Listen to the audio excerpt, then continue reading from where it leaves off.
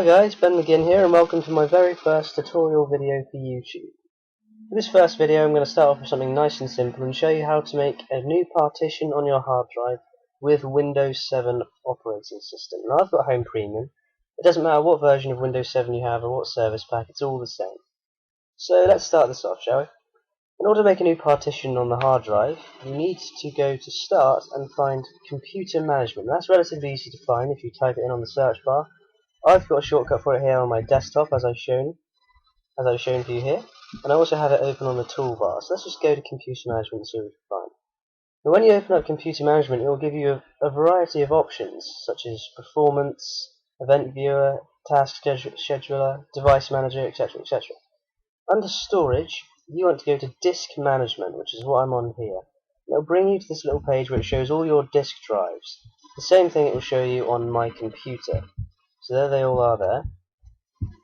So now that you've got this open, you want to find from these little boxes on disk 0 your primary partition, the partition with all your operating system folders and all your program files, etc. etc. Once you've found that, you need to right click it and then press shrink volume in the right click options bar.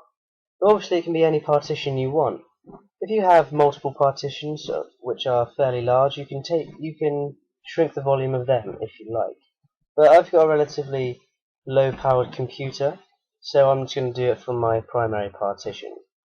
And querying the shrink volume can take quite a while depending on how large your hard drive is in terms of storage space, how powerful your CPU is, and what the hard drive's RPM is. My hard drive is a 320 with a relatively unimpressive RPM and an even more unimpressive CPU. So this could take quite a while for me. Alright, so I skipped ahead a little bit, and it's done querying the shrink space. So as you can see, it's brought us to this little box, and a lot of these numbers aren't very important. The two boxes you really want to look at are the bottom one and the one above it.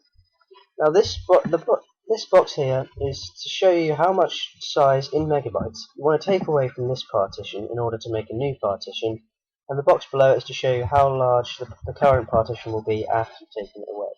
So if I get the calculator up, it's easier to do it with a calculator just to get an exact number. I want to make a 50 gigabyte partition for a new operating system. So I'm going to go 1024 times by 50. And it's going to bring me to 51,200. So I'm just going to type that in here. Now this can be any number you want as long as it doesn't take too much away from the primary partition. So now that I've done that, I'm just going to press shrink volume. And this could also take quite a while depending on your hard drive's RPM. But what it's going to do here, it's going to take away that amount of memory from the primary partition and use it to make an entirely new unallocated volume. Alright, so now that it's done that, we have as you can see, we have 50 gigabytes of unallocated memory here next to the primary partition. And what it means by unallocated is it's not in use. So if we go back to my computer, you can see that even if we refresh the view, the memory has been taken away from the primary drive, but there's not a new drive that's been created. So that's where you need to be careful. So now that you have the 50 gigabytes of unallocated space, you need to right click it and press New Simple Volume. And what this is going to do, it's going to take you through a setup wizard, which is going to help you make the new partition. So just click Next. Next again.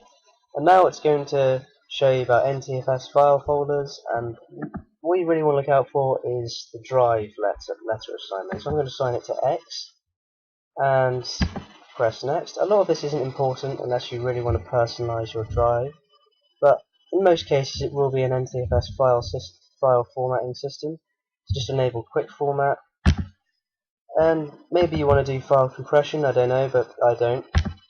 Now it's just going to bring you to an overview, so just click Finish. And what it's doing is it's formatting the drive. This is going to take up probably less than a gigabyte of the memory.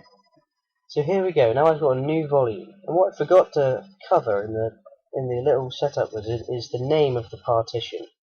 It will allow you to name the partition, but there is another way to do it, so there's still hope.